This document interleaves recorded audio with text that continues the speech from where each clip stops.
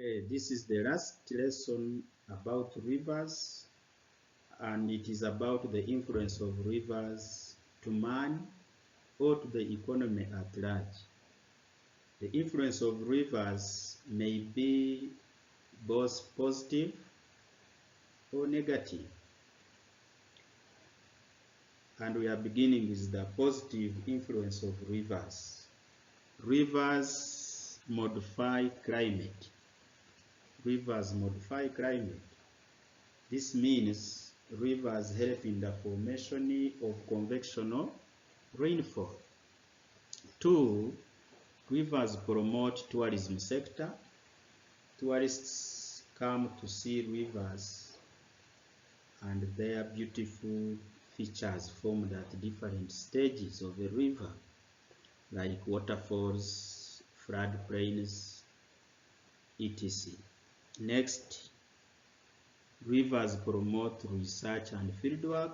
For example, a geography class can visit River Kagera to study about features formed at different stages of a river.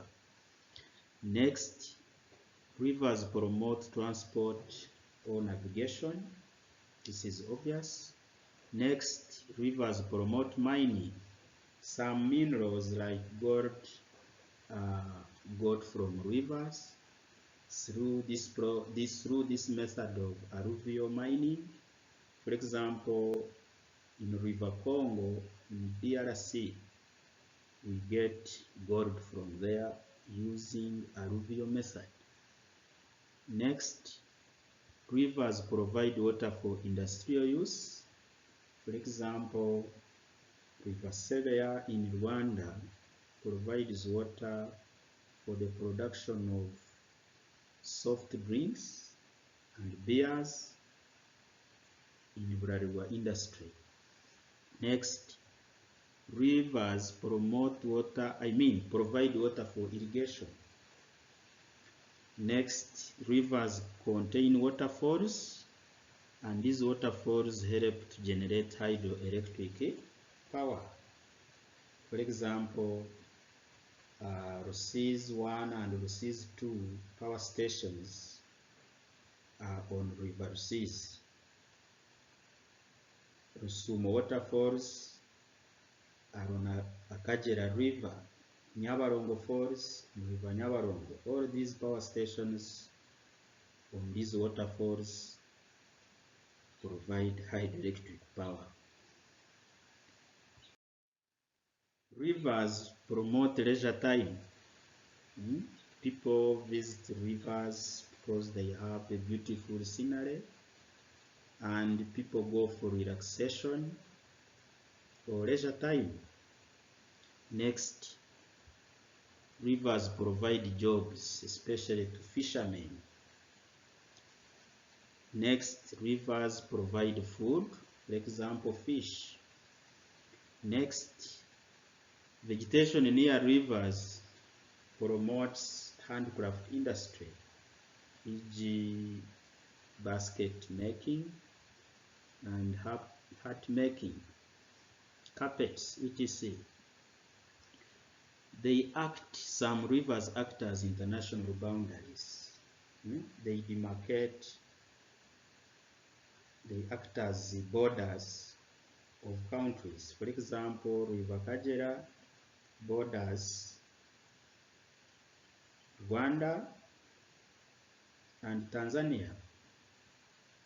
Akanyaru borders Rwanda and Burundi. Muvumba borders Uganda and Rwanda, etc. They are homes of aquatic animals which stay in water, and this is very positive because this is part of conservation. We need these animals. If rivers were not there, these animals wouldn't stay on land. Next, river banks contain fertile soils, and these soils support agriculture. Rivers are a source of income because we said they provide jobs.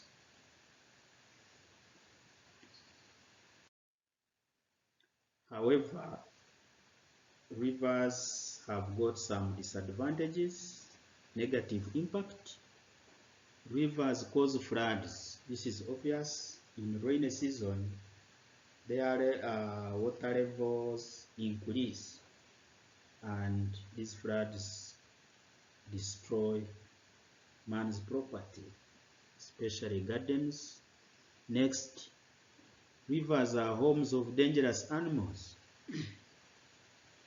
Though we said it is part of conservation, but these animals are not friendly to man, like crocodiles in the river Kajera always harm people. Next, rivers affect settlement. That's they displace people after flooding. They cause accidents to swimmers. They cause accidents to swimmers and people using boats. They cause soil erosion, river erosion, people who stay near them. These rivers erode their gardens.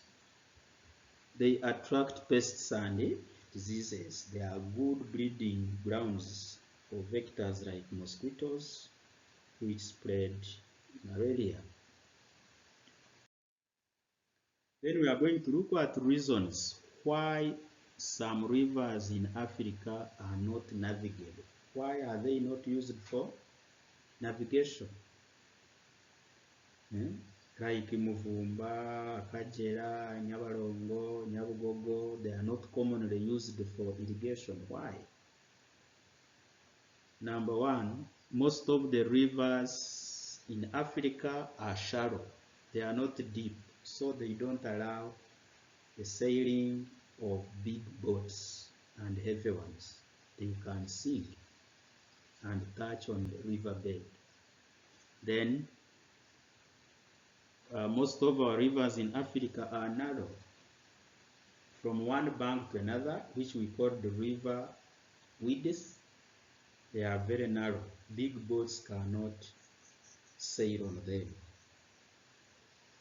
Next, most of our rivers in Africa have got rapids and waterfalls. These sharp breaks with steep cliffs, so boats cannot sail in such a rivers.